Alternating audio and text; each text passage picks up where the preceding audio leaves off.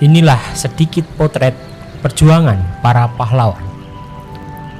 Dengan berani, mereka maju dalam medan pertempuran demi bangsa Indonesia.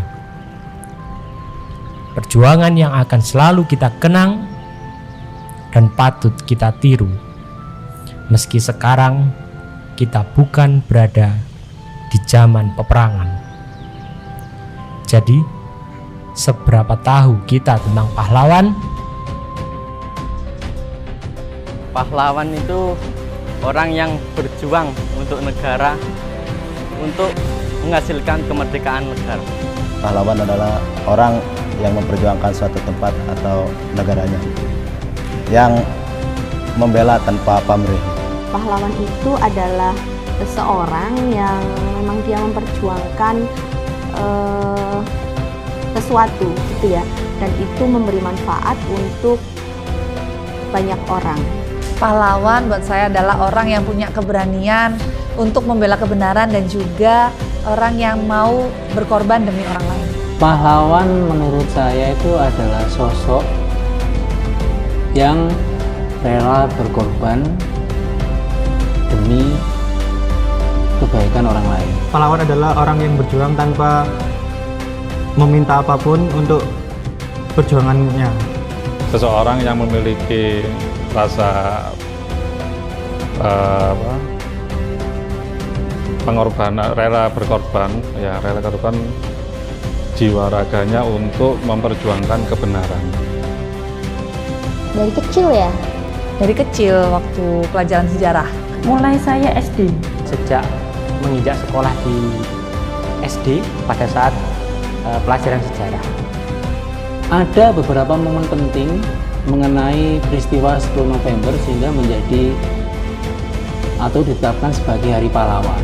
Yang pertama, bahwa Indonesia itu adalah negara yang sangat kaya, sehingga direbutkan ya, baik dari Belanda, Jepang maupun sekutu, sehingga mereka tidak rela atau ikhlas meskipun kita sudah mendeklarasikan diri sebagai bangsa yang merdeka. Kedaulatan kemerdekaan Republik Indonesia telah diusik oleh sekutu, sehingga para pejuang rela berkorban jiwa raganya untuk mempertahankan kedaulatan negara Republik Indonesia. Sehingga pada tanggal 10 November 1945 dikenang sebagai Hari Pahlawan Nasional. Pahlawan idola saya adalah I.R. Soekarno. Pak Soekarno. Pahlawan favorit saya Bung Tomo. Pahlawan favorit Jenderal Sudirman. Bapak Muhammad Hatta. Rahmah El Yusimiyah. Pahlawan idola saya adalah Raden Ajeng Kartini. Berani untuk memperjuangkan kemerdekaan Indonesia. Dia tidak pernah takut dan mundur untuk memerdekakan Indonesia. Karena dengan semangatnya dan takbirnya membuat masyarakat arek-arek Surabaya menjadi lebih semangat untuk memerangi para penjajah. Karena beliau memiliki pribadi yang baik, agama juga baik, serta jiwa nasionalnya juga baik. Bapak Muhammad Hatta itu juga disebut Bapak Ekonomi Indonesia, termasuk yang membentuk koperasi itu adalah beliau. Karena dia itu reformator pendidikan di Indonesia dan pendiri Diniyah Putri pertama di Indonesia.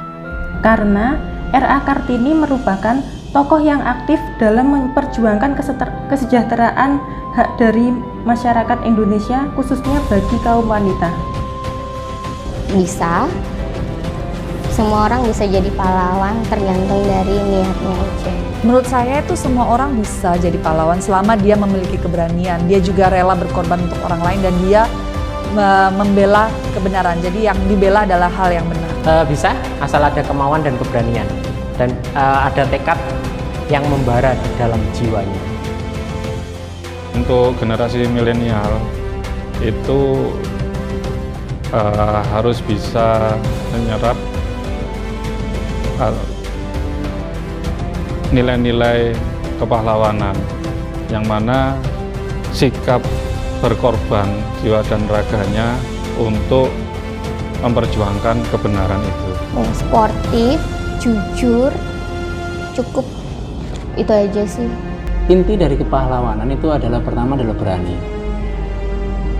Terus dia rela berkorban, ikhlas, maupun lebih mementingkan kepentingan yang lebih besar daripada kepentingannya sendiri. Pahlawanku, aku takkan pernah lupa jasa besarmu. Tak peduli peluru menembus tubuhmu, engkau tetap melawan. Terima kasih atas perjuanganmu, wahai pahlawanku.